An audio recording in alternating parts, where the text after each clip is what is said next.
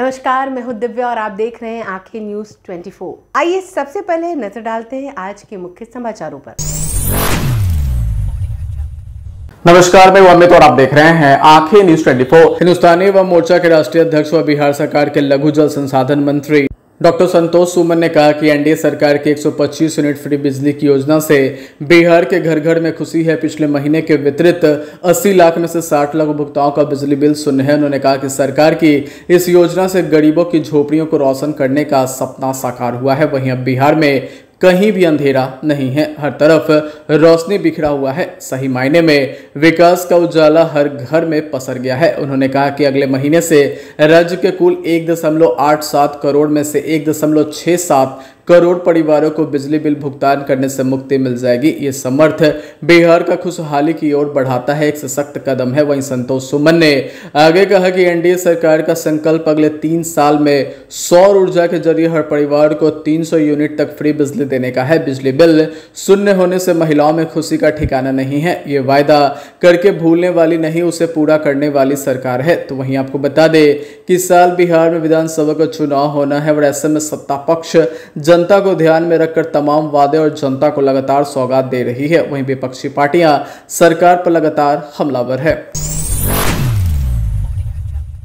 नमस्कार, मैं अमित और आप देख रहे हैं आंखें न्यूज 24। विकासशील इंसान पार्टी यानी वीआईपी के प्रमुख और बिहार के पूर्व मंत्री मुकेश सहनी खगड़िया में कार्यकर्ता सम्मेलन को संबोधित करते हुए कहा कि निषाद का वोट अब बिकेगा नहीं। दरअसल निषाद अब उन्हें ही वोट करेगा जो इनके हित की बात करता हो। वहीं आगे उन्होंने कहा कि पहले पैसे के बल पर निषादों का वोट खरीद लिया जाता था, लेकिन बाद में इसे कोई पूछता नहीं था। वहीं आज हमने ये दिखाया दिया है कि अब निषाद केवल मछली नहीं मारेगा बल्कि विधायक भी बनाएगा और सरकार भी बनेगा। उन्होंने कहा कि हम लोग लालू प्रसाद यादव की विचारधारा पर चलने वाले लोग हैं जो नीचे बैठने वाले गरीबों को कुर्सी पर बैठाने का काम करते हैं। उन्होंने कहा कि आज बाबा साहेब ने देश की आज़ादी के बाद हम सभी को वोट देने का अधिकार दिया है, जिसमें हम अपनी सरकार चुनते हैं, लेकिन आज उस वोट को छीनने की कोशिश की जा रही है। साथ ही आगे उन्होंने कहा कि लोगों का आह्वान करते हुए कहा कि हमें अपना वोट और अधिकार बचाना है। उन्होंने कार्यकर्ताओं से अब गाँव-गाँव जाने की अपील करते हुए कहा कि महागठबंधन की सरकार बनाइए, हम सबका कल बेहतर होगा। जब अपनी सरकार बनेगी तो हमारी समस्या का भी हल करेगी। वीआईपी प्रमुख ने कहा कि पहले राजा के घर ही राजा पैदा होता था, लेकिन अब वोट की ताकत से प्रधानमंत्री और मुख्यमंत्री का चुनाव होता है। उन्होंने कहा कि सभी एकजुट रहिए और महागठबंधन की सरकार बनाइए। उन्होंने जोर देकर कहा कि साल चुनाव होना है और इसकी तैयारी अभी से ही शुरू कर दीजिए।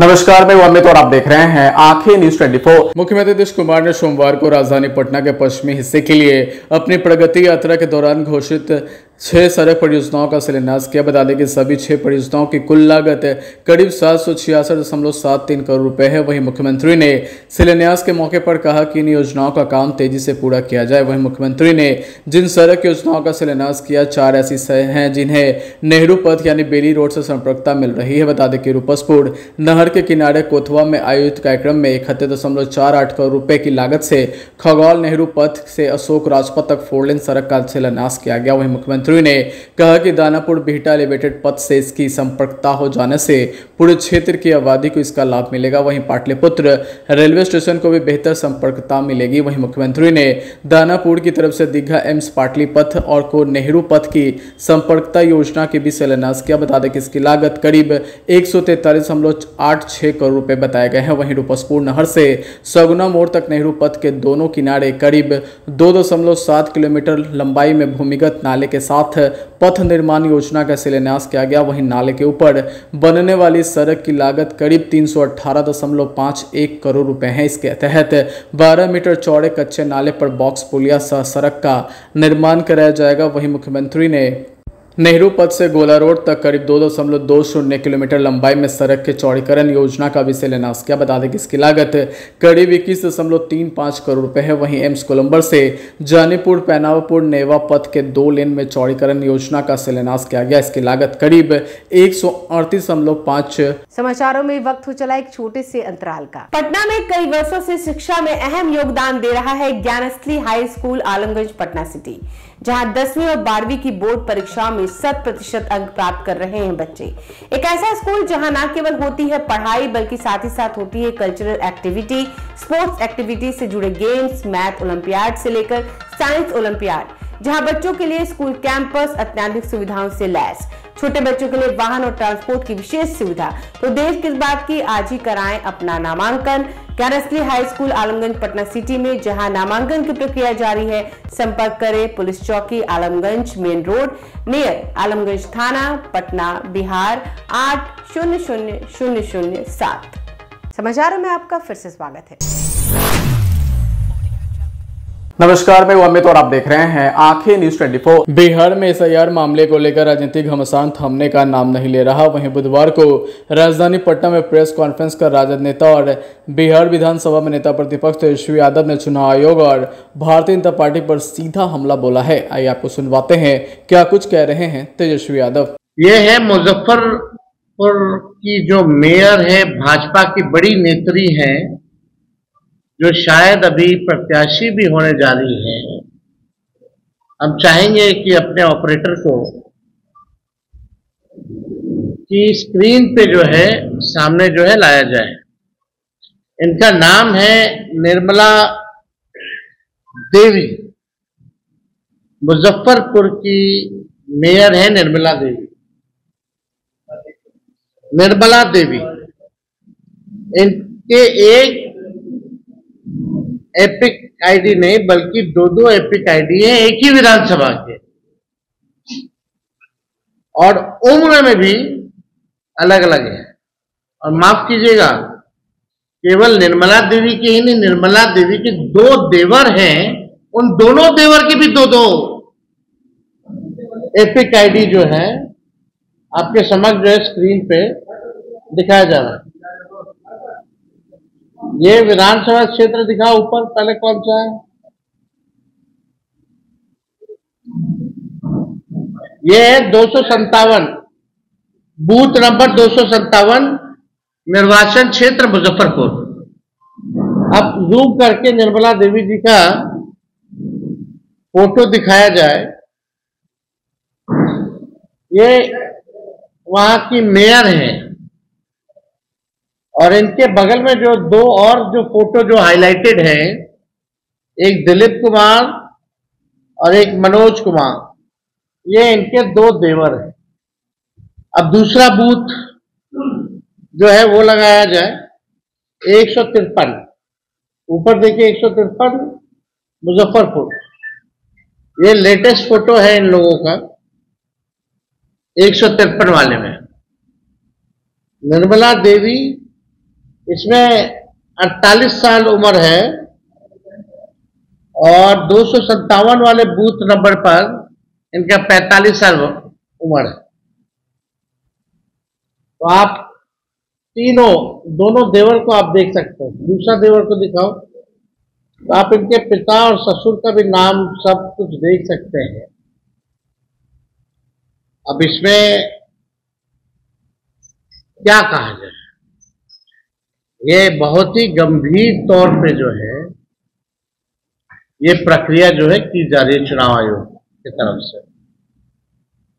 इतने गंभीर है कि ओरिजिनल मतदाताओं को मार देते हैं, शिफ्टेड बता देते हैं, अनट्रेसेबल बता देते हैं, और जो भाजपा के लोग हैं, संभावित प्रत्याशी या वर्कर या बड़े बड़े लोग, डेप्यूटी चीफ मिनिस्टर जैसे, उन लोगों का एक नहीं दो ईपीआईसी नंबर बन जाता है। तो शुरू दिन से ही हमने ये बात कही थी, जब से एसआईआर की प्रक्रिया चल रही थी, कि साजिश की बुई नहीं बल्कि पूरा चुनाव आयोग का एक बड़ा भाजपा के साथ मिलकर के एक भारी जो है षड्यंत्र जो है रचा जा रहा है, और भाजपा को मदद पहुंचाने के लिए चुनाव में जो हमारे गरीब मतदाता हैं, जो विपक्षी दलों के वोटर हैं, उनको मित्र बता दिया जाता है, उनका वोटर लिस्ट से नाम काट दिया जाता है, और भाजपा के लोगों का एक नहीं अनेकों जो है वो किया जाता है। हम लोगों को अगर ये लोग दे दें डेटा, अब तो डेटा इन लोगों ने जो अपलोड किया है लेटेस्ट, वो तो इमेज के फॉर्मेट में कर दिया है और फाइल को हैवी बना दिया ताकि हम लोग देख ही ना पाए।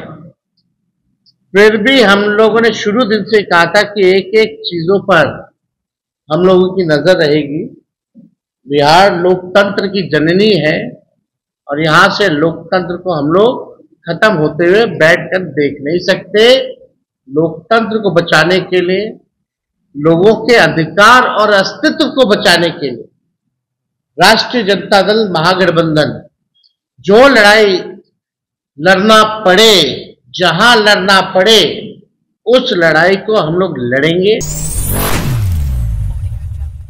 नमस्कार, मैं अमित और आप देख रहे हैं आंखें न्यूज 24। राज्य में मानसून का असर अभी भी बना हुआ है। बता दें कि राज्य के अधिकांश हिस्सों में बारिश और बादल छाए रहने से मौसम सामान्य है। वहीं पटना मौसम विज्ञान केंद्र के अनुसार बिहार के दक्षिणी से उत्तरी उड़ीसा तक द्रोणिका का असर है। वहीं बंगाल की खाड़ी के मध्य में ऊपरी हवा का चक्रवर्ती परिसंचरण मौजूद है। बता दें कि इस कारण अगले 4 से 5 दिनों तक राज्य में गरज के साथ बारिश की संभावना जताई गई है। वहीं अगले 24 घंटों के दौरान राजधानी पटना और आसपास के क्षेत्रों में बादलों की आंशिक आवाजाही के साथ हल्की से मध्यम बारिश की भी संभावना है। वहीं राज्य के 9 जिले पूर्वी और पश्चिमी चंपारण, सिवान, गोपालगंज, सारण, समस्तीपुर, खगड़िया, किशनगंज और सिवान जिले में 1 या 2 स्थानों पर भारी बारिश की चेतावनी जारी की गई है। बता दें कि इन स्थानों पर 30 से 40 किलोमीटर प्रति घंटे की रफ्तार से हवा चलने के साथ ही गरज और बिजली गिरने की चेतावनी है। तो वहीं मंगलवार को राजधानी पटना में 0.2 मिलीमीटर बारिश रिकॉर्ड की गई। बता दें कि राजधानी का अधिकतम तापमान 33.6 डिग्री सेल्सियस रहा, जबकि राजगीर में सबसे ज्यादा 36.3 डिग्री सेल्सियस तापमान दर्ज किया गया। वहीं पिछले 24 घंटों के दौरान नालंदा के सरमेरा में सबसे ज्यादा 98.2 मिलीमीटर बारिश दर्ज की गई। तो वहीं नालंदा के नूरसराय में 28.2 मिलीमीटर, किशनगंज के ठाकुरगंज में 27.6 मिलीमीटर, खगड़िया के बलतारा में 26 मिलीमीटर, आरा में 25.4 मिलीमीटर, मधेपुरा के मुरलीगंज में 25.4 मिलीमीटर, वहीं गया जी के फतेहपुर में 24.4 मिलीमीटर, सीतामढ़ी के सोनबरसा में 22 मिलीमीटर बारिश दर्ज की गई। वहीं नालंदा के हिलसा में 21.6 मिलीमीटर, समस्तीपुर में 19.4 मिलीमीटर, भोजपुर के सहार में 18.4 मिलीमीटर बारिश दर्ज की गई। अगर आपने अभी तक हमारे चैनल को सब्सक्राइब नहीं किया है तो हमारे चैनल को जल्द से जल्द सब्सक्राइब करें, लाइक करें और शेयर करें। देश और दुनिया की तमाम खबरों को देखने के लिए लगातार देखते रहें आंखें न्यूज़ 24।